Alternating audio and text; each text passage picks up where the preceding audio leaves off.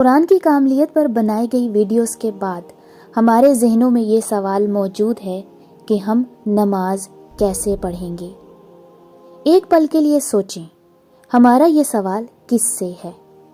اس شخص سے جو ایمان رکھتا ہے کہ قرآن مکمل کتاب ہے، یا اس ذات پر ہے کہ جس نے فصلناہ علی علم، اپنے علم کی بنیاد پر قرآن کو مکمل مفصل نازل کیا ہے؟ یعنی یہ سوال تو اللہ سے ہوا نا۔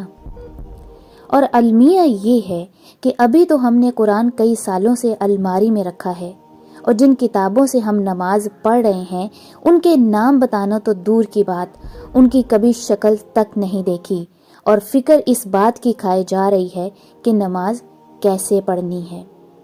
ابھی تو ہم قرآن کی قاف کا حق ادا کرنے میں بھی انتہائی نالائق ہیں، اور فکر یہ ہے کہ نماز کیسے پڑھنی ہے۔